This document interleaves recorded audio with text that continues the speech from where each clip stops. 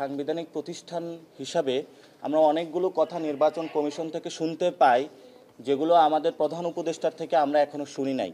Road ম্যাপের কথা আমরা শুনি নাই, কিন্তু নির্বাচন কমিশন থেকে এসেছে। এই জন্য আমরা বলবো, কোনো জায়গায় কথা বলার জন্য নির্বাচন কমিশন নিজেদের জায়গা থেকে সতর্ক থাকবেন। এবং প্রধান উপদেষ্টা যে কথা বলেছেন যে একটি ডিসেম্বর থেকে জুনের মধ্যে যে নির্বাচন, সেই বিষয়ে তারা কাজ শুরু করার জন্য করতে পারে। কিন্তু রোড ম্যাপ বা সরকার থেকে কোনো দিক নির্দেশনা আসার আগেই যখন তারা নিজেদের থেকে কোনো কথা বলে থাকেন, সেটা নিয়ে আমরা একটু সন্দেহ পোষণ করি। এবং আমরা বরাবরই বলেছিলাম যে 2022-এর যে নিয়ম নীতি রয়েছে, এটা তো সেখানে বিএনপিও বিরোধিতা করেছিল এবং সবগুলো দলে বিরোধিতা করেছিল। এটা ফেসিস্ট সরকার সেই নিয়মগুলো বানিয়েছিল। সেই নিয়মের অধীনে যাতে এই ইলেকশনটা না হয়ে একটা সংস্কার প্রক্রিয়ার মধ্য দিয়ে একটা নতুন বাংলাদেশে নির্বাচন হয়, সে বিষয়ে আমরা তাদেরকে কথা বলেছি। ফেসিস্ট কাঠামোর রূপান্তরে অন্যতম ভূমিকা রেখেছিল নির্বাচন কমিশন। এই সংস্কারের মধ্য দিয়ে যে নতুন একটি বাংলাদেশ আমরা পুনর্গঠন করতে যাচ্ছি, সেই সংস্কার প্রক্রিয়ার মধ্য দিয়ে নির্বাচন কমিশনকেও যাতে আমরা নিয়ে যেতে পারি, সেই বিষয়ে আমাদের মধ্যে দীর্ঘক্ষণ আলোচনা হয়েছে। যে আলোচনাগুলোর মধ্যে আমরা জাতীয় নাগরিক পার্টির পক্ষ থেকে অনেকগুলো দাবি উত্থাপন করেছি।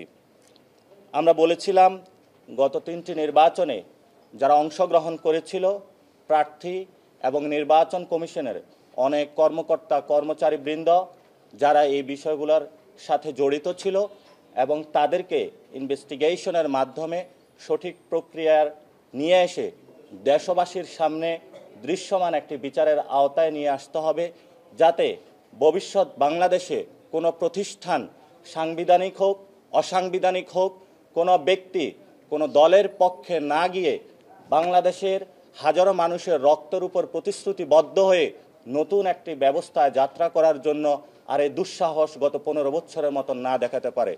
সেই বিষয়ে আমরা কথা বলেছি। ওনারা আমাদের কাছে প্রতিশ্রুতিবদ্ধ হয়েছেন যে যারা এখানে কর্মকর্তা কর্মচারীবৃন্দ রয়েছেন তাদের থেকে ওনারা শপথ নিয়েছেন।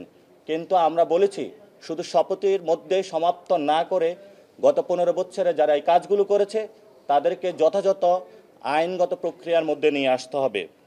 আমরা দ্বিতীয় যে দাবিটা উত্থাপন করেছিলাম, মনোনয়নপত্র জমা দেওয়ার জন্য যারা প্রার্থী রয়েছেন সশরীরে উপস্থিত হতে হবে। সে বিষয়ে কমিশন এই বিষয়টি বিবেচনাধীন রাখবে বলে তারা আমাদেরকে জানিয়েছেন। কারণ আমরা দেখেছিলাম যে অনেক বড় বড় ঋণখেলাপি থেকে শুরু করে গুন্ডা মাস্তান জনগণের ভোটের মাধ্যমে দিয়ে সংসদের মধ্যে একটি দুর্বৃত্ত ব্যবস্থা চালু করেছে। ফলত আমরা আর এই ব্যবস্থা দেখতে চাই না।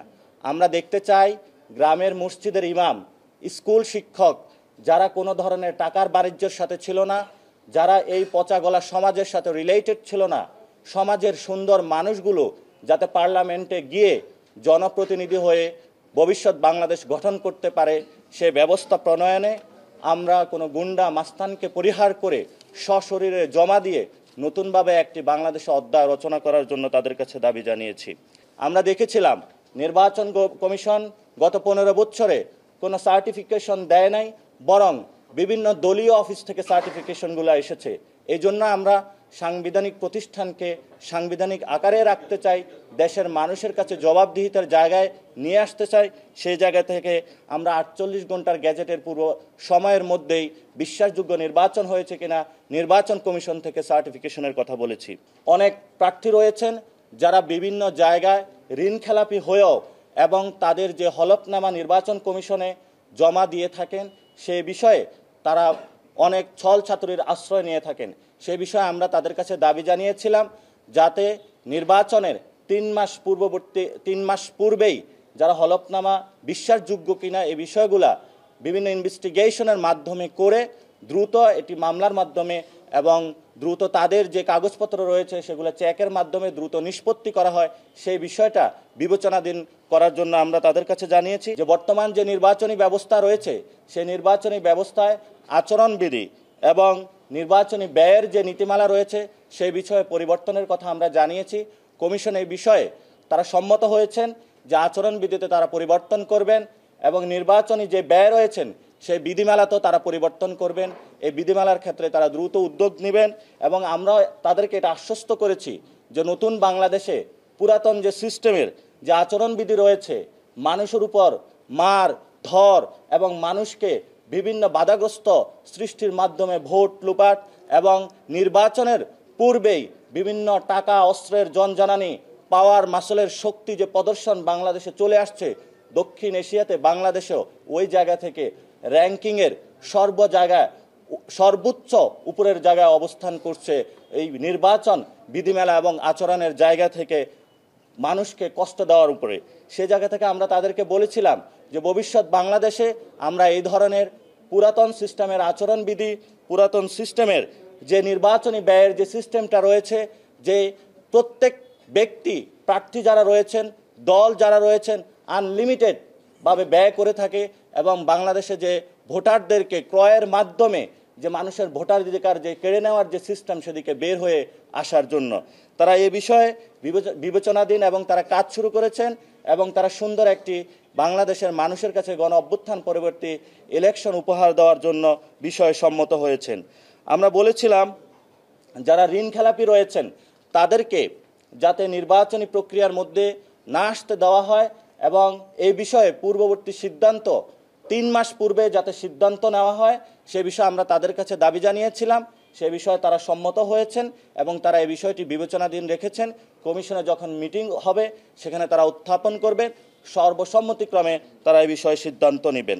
এবং হলফনামা অসত্য তথ্য দিয়ে গত 15 বছর কেন 53 বছরে বাংলাদেশে একটি যে ব্যবস্থা চলে আসছিল, সেই বিষয়ে আমরা দাবি উত্থাপন করেছি যে হলফনামায় যদি কেউ ভুল তথ্য দিয়ে থাকে তাহলে ওই প্রার্থী যদি নির্বাচনে জয়ী হয় তাহলে পরবর্তীতে তার প্রার্থিতা ক্যান্সেল, সে যাতে সংসদে শপথ না নিতে পারে তার এই বিষয়ে নিশ্চয়তা বিধানের জন্য আমরা কথা বলেছি, দাবি জানিয়েছি।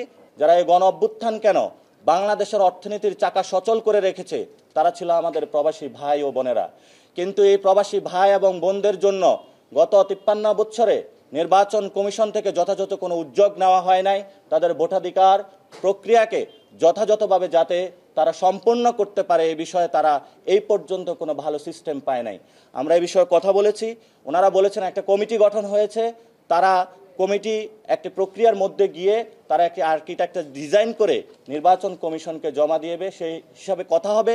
তবে আমরা বলেছিলাম সবার যাতে ভোটাধিকার যারা প্রবাসীতে রয়েছে তাদের যদি নিশ্চিত না করা হয় তাহলে গণ অভ্যুত্থান পরবর্তীতে বাংলাদেশে নির্বাচন প্রক্রিয়া প্রশ্নবিদ্ধ হবে।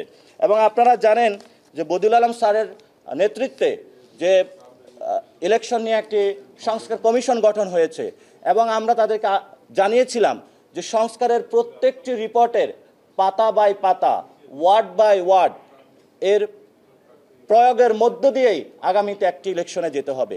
পুরাতন যে সিস্টেম রয়েছে ধরমারি প্যারেকে কাট যে প্যারেক মারের যে একটা সিস্টেম, যে যখন ইচ্ছা তখন 5-6 মাস সময় নিয়ে দ্রুত একটা ইলেকশন আয়োজন করে দেওয়া, একটি সাংবিধানিক প্রতিষ্ঠানকে নষ্ট করা, এই সুযোগ ছাত্র জনতা এবার আর দিবে না। এজন্য আমরা তাদেরকে বলেছিলাম যে নতুন বাংলাদেশে আপনাদেরকে একটি সুন্দর প্রক্রিয়ার মধ্যে দিয়ে যেতে হবে। প্রত্যেকটি ওয়ার্ড বাই ওয়ার্ড, প্রত্যেকটি লাইন সংস্কারে যে এসেছে বদিউল আলম স্যারের নেতৃত্বে সংস্কার কমিশনের, আপনাদেরকে সেগুলো নিয়ম নীতির মধ্য দিয়ে প্রায়োগিক আকারে নিয়ে এসে বাংলাদেশকে সেদিকে যাত্রা সূচিত করতে হবে। এবং তারা এই বিষয়ে কথা বলেছেন, তারা সেখানে যোগাযোগ রেখেছেন, তারা আমাদেরকে আশ্বস্ত করেছেন যে বিষয়ে তারা কথা বলবেন, বিবেচনাধীন রেখেছেন এবং তারা সময় স্বল্পতারও কথা বলিয়েছেন। কিন্তু আমরা বলেছি এইগুলা যদি বাস্তবায়ন না হয় তাহলে নতুন বাংলাদেশ নির্বাচনে যাওয়া অনেক ডিফিকাল্ট হয়ে যাবে, মানুষের ভোটাধিকার প্রয়োগ করা। কারণ 15 বছরের যে সিস্টেম, তাহলে একই সিস্টেমের দিকে যাত্রা শুরু হবে। আমরা ওই সিস্টেমে আর যেতে চাই না। আমরা জনগণের যে দাবি মানুষের ভোটাধিকার ফিরিয়ে দিতে চাই। সাংবিধানিক প্রতিষ্ঠান হিসাবে আমরা অনেকগুলো কথা নির্বাচন কমিশন থেকে শুনতে পাই যেগুলো আমাদের প্রধান উপদেষ্টার থেকে আমরা এখনো শুনি নাই। রোড ম্যাপের কথা আমরা শুনি নাই, কিন্তু নির্বাচন কমিশন থেকে এসেছে। এই জন্য আমরা বলবো কোনো জায়গায় কথা বলার জন্য নির্বাচন কমিশন নিজেদের জায়গা থেকে সতর্ক থাকবেন এবং প্রধান উপদেষ্টা যে কথা বলেছেন যে একটি ডিসেম্বর থেকে জুনের মধ্যে যে নির্বাচন, সেই বিষয়ে তারা কাজ শুরু করার জন্য করতে পারে। কিন্তু রোড ম্যাপ বা সরকার থেকে কোনো দিক নির্দেশনা আসার আগেই যখন তারা নিজেদের থেকে কোনো কথা বলে থাকেন, সেটা নিয়ে আমরা একটু সন্দেহ পোষণ করি। এবং আমরা বরাবরই বলেছিলাম যে 2022-এর যে নিয়ম নীতি রয়েছে এটা তো সেখানে বিএনপিও বিরোধিতা করেছিল এবং সবগুলো দলে বিরোধিতা করেছিল। এটা ফেসিস্ট সরকার সেই নিয়মগুলো বানিয়েছিল। সেই নিয়মের অধীনে যাতে এই ইলেকশনটা না হয়ে একটা সংস্কার প্রক্রিয়ার মধ্য দিয়ে একটা নতুন বাংলাদেশে নির্বাচন হয় সে বিষয়ে আমরা তাদেরকে কথা বলেছি।